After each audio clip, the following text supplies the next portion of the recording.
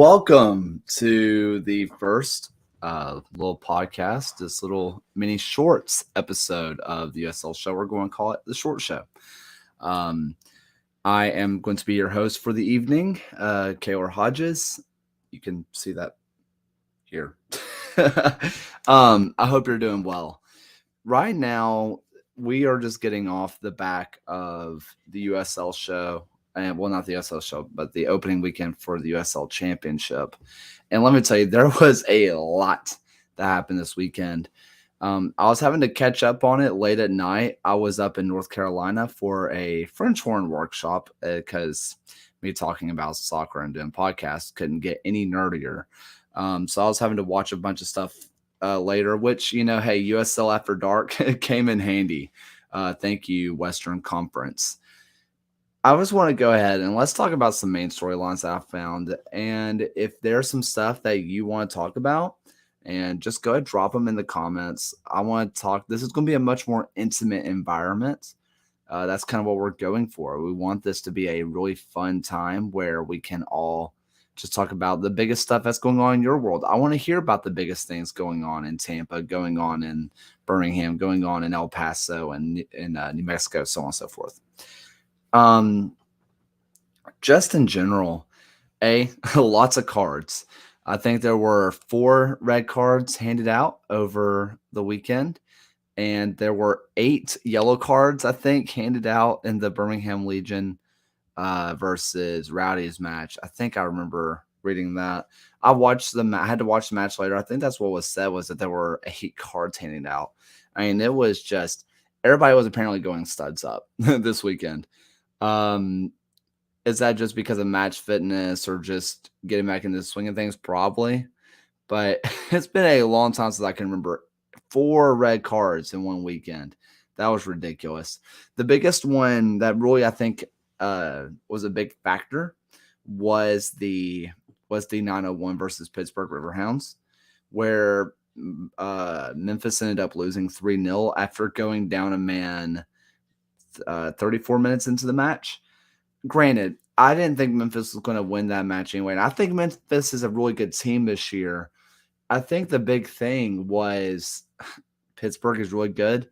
I mean, you give no red cards for San Antonio FC. Is that the first time they haven't had a red card in an opening match? At least in a while. It feels like every single opening match they get one. We're going to talk about the San Antonio FC match as well. But anytime that you're going against Dane Kelly and Russell Cicerone and you're down a man, it's not going to work out well for you. And 901's offense is just not good enough to get past that Pittsburgh Riverhounds defense. Granted, not many teams are.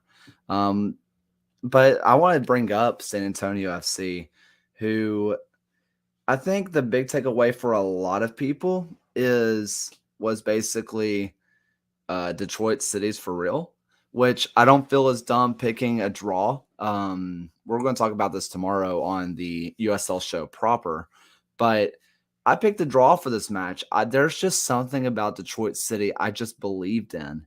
And their goalkeeper, I want to mispronounce his name, but it was Steinwasser. Is it Steinwasser, I think?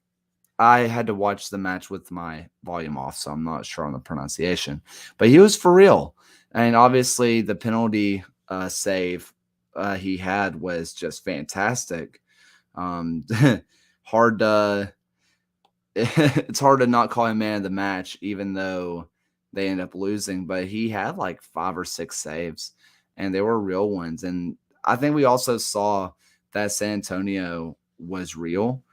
I was a little bit shocked, unless I missed it, that Mensa, or I can't remember. Oh, he played at FC Cincinnati. Stupid fast. He was also at Austin FC. Anyway, just a fantastic player. I'm surprised they didn't get a start there, but there's a lot of shocking players who didn't get starts either. Several for the Legion, but anyway, Detroit City showed that they're for real, at least in my eyes. Obviously, 538 has San Antonio as a favorite to win the USL. I think we talked about it last show. Not really the favorites, although I wouldn't be shocked if San Antonio won, but I wouldn't at all call them the favorite. But Detroit City went toe for toe with them. So, or Mane. Yes, yes. Kakuta Mane. There, thank you. Thank you so much for reminding me of that. I didn't realize he was hurt. See, this is why we do the show, so I can find these things out. I should do more research, though. Oh well, it's fine. It'll buff. um, yeah, Detroit City, they look good away from home. I'm very excited to see what their next match is going to be. And it's going to be against the Battery, which is that's a tough team, man. That is a tough, tough team. Beating Tulsa 1-0, which John, USL Tactics has Tulsa as one of the better teams in the East. Just don't see it. I want to believe this is another match where Tulsa, this was another red card with Da Costa getting a red card. I was very, very surprised that John has him as high as he does. But unless I'm looking at this wrong, I mean, or if I remember the match correctly, I mean, Tulsa really had a foothold in this match. I mean, more shots than the Battery. I mean, no, granted, not all of them were on, but they were putting on pressure on the Battery. But I don't know. I don't know if their offense is that good, or maybe I overhyped the Battery. I don't know. Granted, this is match one. We'll see. And we also saw with the Indy 11, who knows what match one means. I don't think Loudon's going to win that many matches. I had them as my wooden spoon favorites, but who who knows? I mean, Indy got shown up a little bit, and John, I want to say that Tulsa is going to lose next week because like obvious reasons. But who knows? I mean, Legion are weird away. What's up, Andy? Hope you're doing well. I think with the Indy 11 losing, I think, again, this is overreaction time where I'm giving all the hot takes, but I think this was proof in my eyes that Mike Lowry is a really good coach. I think everybody can see that, but this lineup is not great. Again, this was another red card situation. I think Indy's right back got a red card in this match, but that lineup is just, it's not what we're used to seeing out of Indy. And I think Mike Lowry is going to will this Indy 11 team into contending for playoffs, but I would be pretty shocked if they make it. And this is all just confirmation bias. But we've talked a lot about the East because that's kind of where I'm based. But let's talk about the West as well. Andy, since you're in the chat now, sorry, I'm going to do this to you. I'm a little bit of orange. Loudoun United was top of the league for about 20 minutes, which was a blessed day in our timeline. You are correct on that, Ryan. But Colorado Springs beat Orange County. It's not like Orange County played poorly though. They got beat. I mean, I think this is just another thing of proof that Colorado Springs is just the real deal. I mean, Aji Berry didn't score, and they still were ridiculous, which last year, if Aji Berry didn't score, good luck. But this, they're ridiculous. Their squad on paper is dumb. It is stupid how good they are. I think I'm a little bit higher on Orange County after this match, believe it or not. If you would have told me that the Switchbacks were going to win 3-0 before this, I would have totally believed you. A 2-1 victory that I think flatters the Switchbacks just a little bit. It really felt like Orange County had a lot of the control of the match. They just never got chances, or as many chances, if that makes sense. At least when I was watching it. The big thing I also noticed with this match was it felt like every other possession, Colorado Springs was getting called for a corner, which is just or not corner, but for offsides, which to me is like it shows who it shows that Orange County's defense is still as good as it was. I know that's going to be looked at as an offense negative situation, but I think it shows that the back line for Orange County is still solid and they are very intelligent because getting a team to go offsides 5 times, I mean, you have to have some intelligent defenders that know when to stop their run and let something go and let a guy get called. But I'm a little bit higher on Orange County. Uh, I'm a little bit higher on Orange County after this match. Believe it or not, I really thought they were going to get dismantled, and I was like, well, the run is over, the postseason run's over, but it is what it is. Another kind of shocking, or one shocking one for me. I had to watch this match later. I could not watch it live, but Rio Grande beat Oakland Roots 1-0, and woof. I shocked is an understatement. Um, this Oakland Roots team, they have players.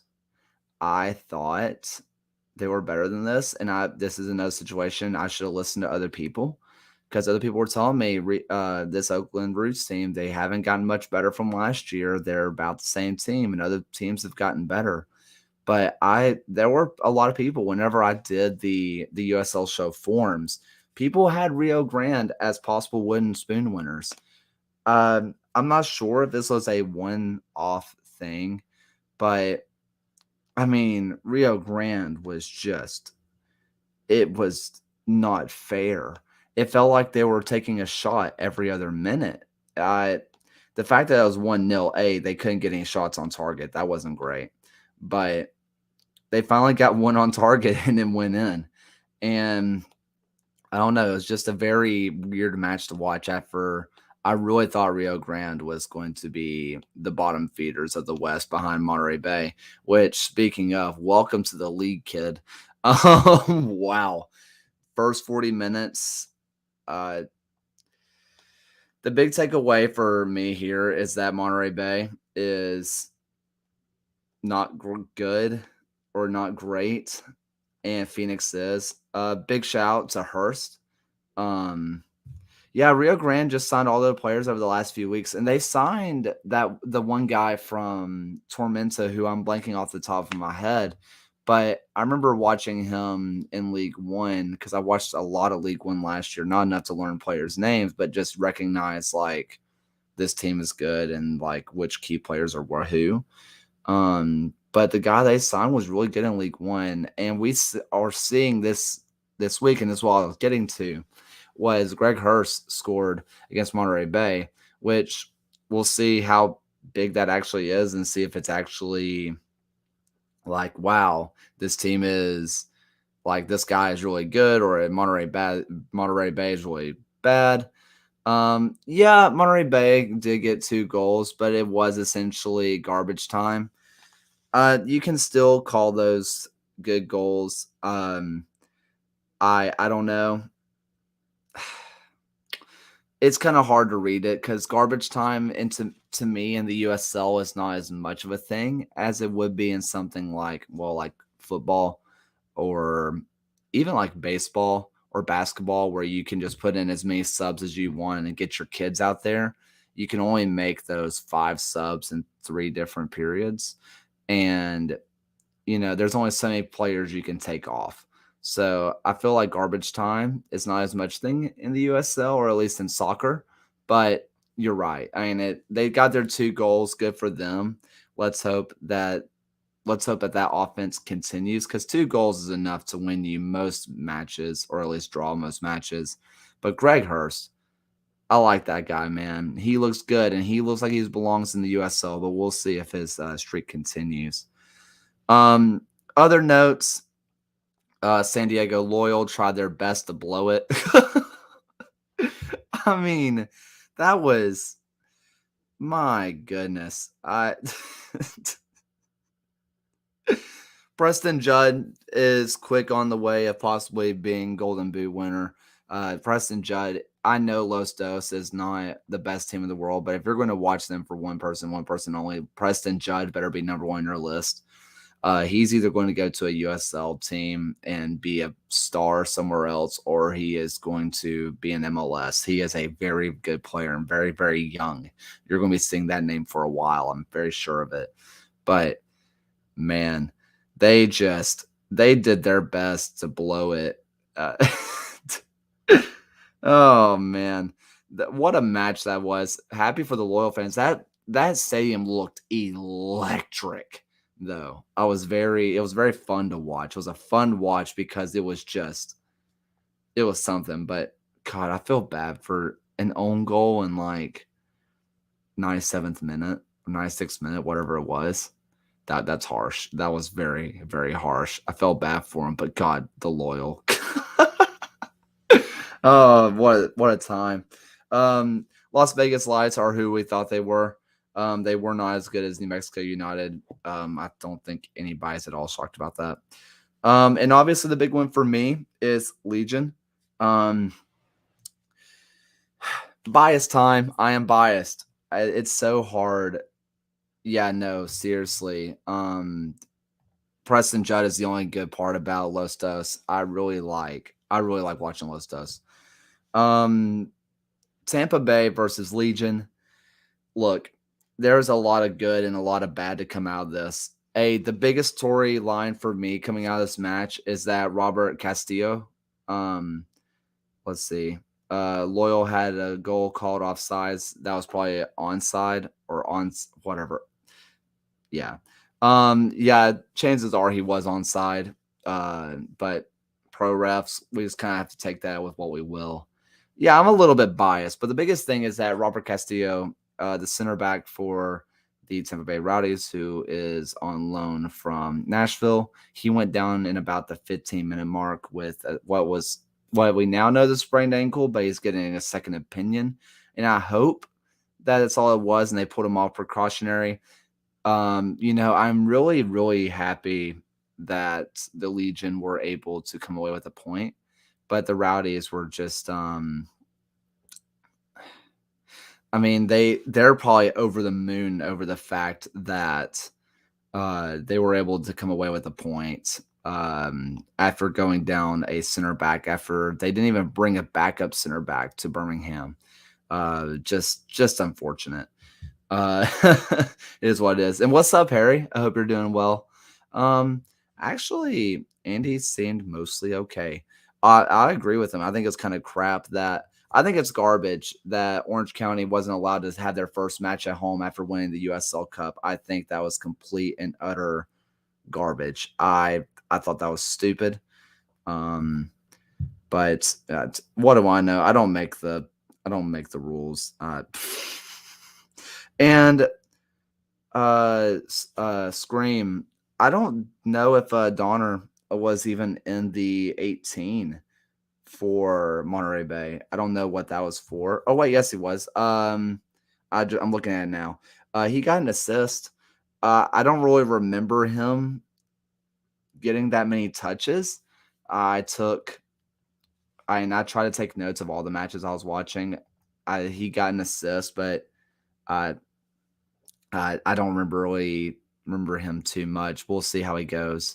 He played all 90. Yeah, I didn't really take that many notes. I don't remember him doing too much, just to be honest, other than the assist. But hey, sometimes it's best for players to go unnoticed because most of the time when you notice a player, he's either tearing it up or he's doing really bad.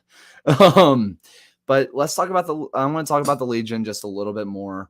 I feel horrible for Castillo, who had to leave. The Legion early were piling on the pressure, and then they let in a goal, which I am very impressed by this goal for the Rowdies. It's not going to be put on goal of the week, but it might be one of the more technically difficult goals that you'll see all week. If you go back and watch the Rowdies goal, I don't know. It was the basically Kavita lost the ball. I can't remember who got the assist for the Rowdies off the top of my head. Drives into the box, puts just a really good pass to the back post where he was where the player was left pretty much unmarked. But the way that the ball bounced up, it was just it's like Dalgard, I think is his name. The way the ball hit the turf and bounced up, you can tell he wasn't ready for how high the ball was going to bounce. And he was still able to contort his body, wrap his foot around it, and put a little bit of curve on the ball to get past Matt Van Oekel. You're not going to see it on Goal of the Week, but it might be one of the most technically difficult goals you'll see. Go watch it. It was awesome. It was an awesome goal. But from there, the Legion were pretty shell shocked. And the biggest thing that's going to come out of the Legion camp, besides Marlon's own goal, which is own goal. Wow. Marlon's goal, worthy of a goal, which I think is goal of the week. But again, I'm biased. What a freaking shot, though. It was ridiculous. The Legion's offense was not great. Their midfield was fantastic. You're not going to see many people go toe-to-toe with Tampa Bay's midfield like the Legion did. I think that was very impressive, but the offense was lacking. Enzo Martinez was a it-houser as per usual. Getting behind players. But I want to give another shout out to Tampa Bay's keeper, though, CJ Cochran, which I said on the show, I think he's one of the best keepers in the USL, and he is definitely one of the best sweeper keepers. Basically, there was this one play where there was a ball over the top from the halfway line. Enzo Martinez is on it. He is about to have a one-on-one with the keeper for about 30 yards. It was basically, it looked like he was going to have like an old MLS penalty where you have to run from the halfway line and go one-on-one with the keeper. That's basically what he had going for him. And CJ Cochran was 40 yards out of his box and cleared the ball. If he did not go out of his box, if he did not come off his line by 40 yards, it is a very good chance that the defender would have had to have a professional foul, take a red card. Not ideal, especially after you're already down one of your starting center backs and you didn't bring another center back to the game. Not great. So he either had to take a professional foul, call it a red card, last man back, or the defender lets him go and he has a free one-on-one with the keeper that he has 30 yards to think about it. Instead, CJ Cochran's way out of the box, clears the ball, and it's going to go unnoticed, but it was probably one of the plays of the week, at least in my opinion. It's so hard just to come out of your box like that and do as calmly as he did. But I mean, that was really the big storyline those big storylines I took away from everything. There were other matches, El Paso versus Sacramento. Sacramento looks like the team that we all think they could be. El Paso was a little bit disappointing, but I don't think that was really because of El Paso. I think that was because Sacramento was that good. Miami did Miami things. Louisville did Louisville things. I mean, this week, other than Loudoun and Rio Grande, this week went pretty much exactly how I thought it would. Which is funny because we don't really know anything about these teams, but there's just something about pedigree that gets you a long way. The rich get richer, and that's just kind of what happens in this league, and that's what we saw from week one, in my opinion. But we do have several people in the chat. Before we go ahead, drop some stuff in the chat, whether it's some thoughts on the weekend, maybe your own team or some stuff that you've seen. What's some notes that you guys have from this opening weekend? It looks like attendance has been pretty good. The Legion apparently had 9,277 people walk through the gates, which it didn't look like that many, but apparently that's how many people walked through the gates and got their tickets scanned, which is awesome. Ryan said there's no draws, but all but one draws. No draws, but all but one home team winning. That is big. I did see that where 11 out of the 13 teams won at home. Only one draw, one loss. Detroit was really good. I said this at the top of the show. I thought that Detroit played very, very well, which is why I said at the beginning of the year, there's just some reason to believe in Detroit. Until they give me a reason to not believe in them, I'm going to believe in them, and that's just, again, pedigree. Any predictions for ATL versus Red Bulls? I don't think they play. I don't think ATL plays Red Bulls, or is that Wednesday? Is that the Wednesday match? Listen, I think that Baby Bulls are going to lose here. Atlanta United too. In my opinion, they're going to win for one reason and one reason only, and that's going to be Aiden McFadden. If you're new to this league and you don't know about Aiden McFadden, the kid's the real deal. I mean, he played right back for them last year. He played there as a striker. He played as a right midfielder. They basically just shoved him anywhere because he was just that good. If he didn't play for a 2 team, I think he could have been in contention for the MVP. Aiden McFadden is ridiculous, and quite frankly, Red Bulls doesn't have that kind of player. If I had to put a score line on it, 2-1 ATL. I think Aiden McFadden gets 2 goals. I think Ambrose is still there. He's a pretty good little player. And Jackson Conway, who got an MLS goal recently, I think is also still there. And so I think just the talent at Atlanta United too is just going to be better than Red Bulls. But that's it for this short show. Thank you to everybody that came out. If you like this format, let us know. We have our full show tomorrow with all the fellas. Super excited to talk about everything that happened in the USL. On Wednesday, our first ever kit show is coming out. Which is by Brett. Brett Molnix is the host, I think, of that. So that's coming out on the YouTube channel. Very excited for that. Thursday, our good friend Phil is going to be taking over the short show, previewing everything. And then we're going into yet another match week. Thank you guys so much for watching. And hey, thank you for watching Miguel from Portugal. That's crazy. But thank you everybody who's in the chat. If you like this, let us know. Super excited for all the content that's coming out. Super pumped to share everything with you guys. But until next time, guys, this has been the USL show. See you guys later. Thank you for watching another episode of the USL show. This and every episode is brought to you by the Beautiful Game Network. Find podcasts and other written work at bgn.fm. Once again, thanks for stopping by, and we'll see you guys again next week.